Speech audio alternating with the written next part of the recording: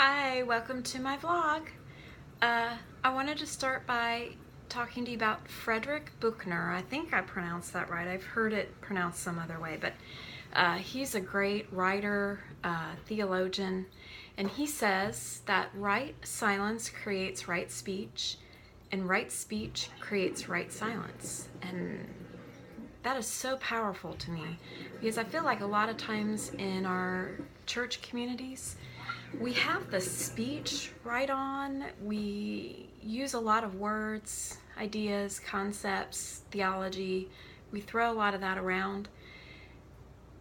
But the silent part of it is where the challenge comes in. So I think that our times of solitude inform the way that we speak.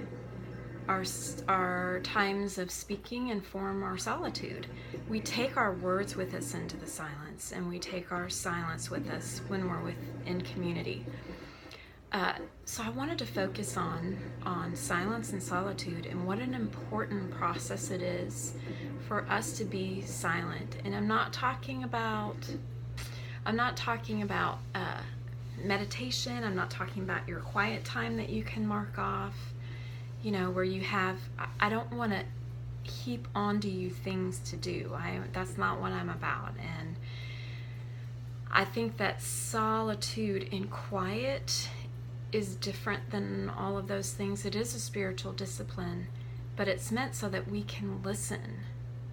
There's nothing more in the silence except listening to what's there. It's a way that we can listen to our lives and let our lives speak to us.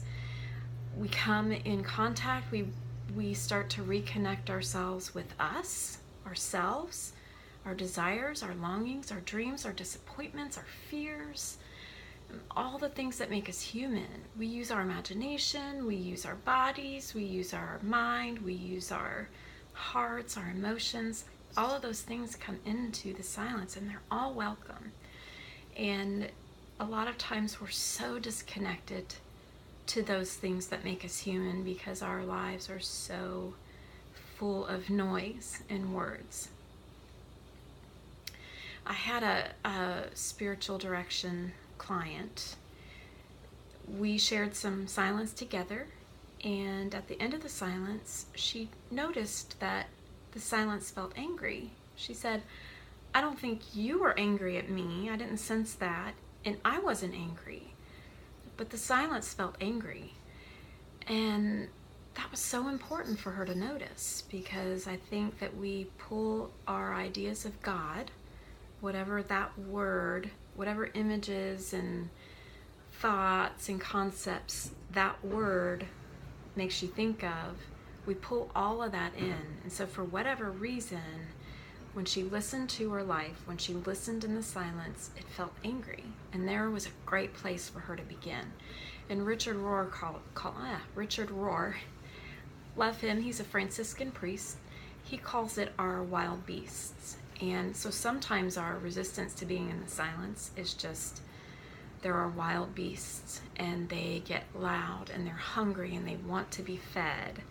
And when we start to slow down and listen, take inventory of our lives and listen, those beasts become louder. A lot of times the loudness of our lives can kind of drown out those wild beasts, and we kind of placate them in whatever ways we can. But when we face the silence and we listen to them, they grow really loud.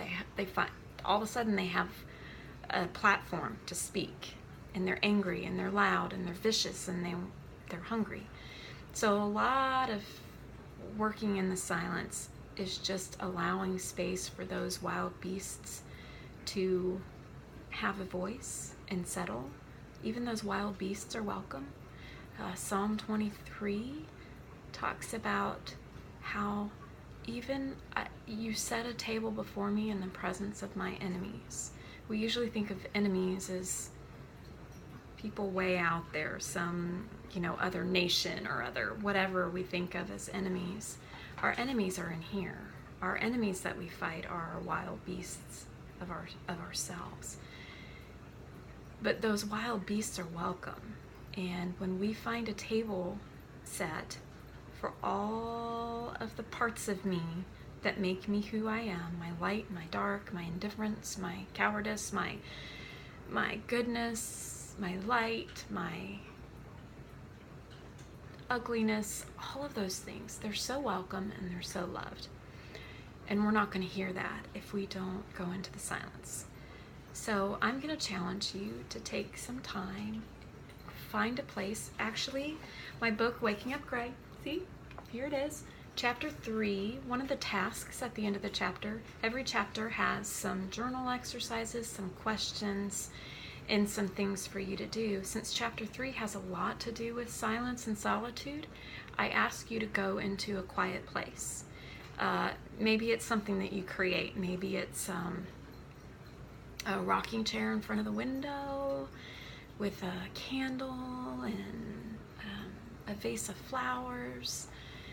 You have your hot cup of tea ready. Whatever it is that brings you comfort. But silence, actual silence. Don't have the TV on. Don't have earbuds in. Don't bring a book.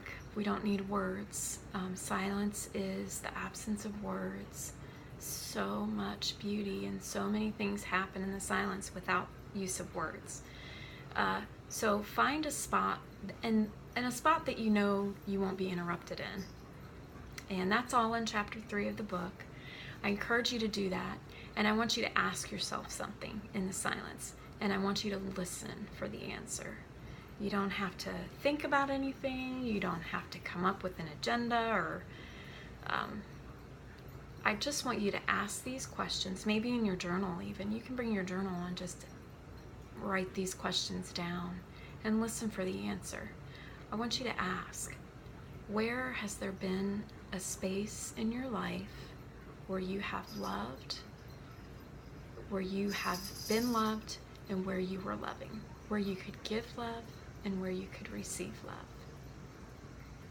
So that's kind of the antithesis of a wild beast. This is a space where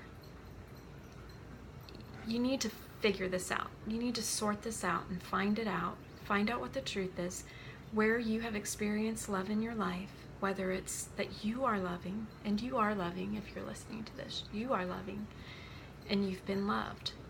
Those are really important things to find out so that you can go back to that place. And it rings of God, right? God is love. Anywhere that there is love, there is God. And that hooks you back in to who He is, how He is for you in your life. You can always go back to that place of being profoundly loved and profoundly loving. So think of that space and maybe journal about it. What was it like? Who was there? Who were you loving? How did it feel to love so deeply? Who was loving you? How did it feel to receive that kind of love? And journal about it. Maybe even collage about it, or and just sit there and let it. Ignatius of Loyola talks about savoring moments, and we go back and we savor them, we relive them because they're healing and they're life-giving. Find that spot that you were loved and you were loving and relive it, savor it, relive it again. Pull it up into your memory. What did it sound like, taste like, smell like, look like, feel like?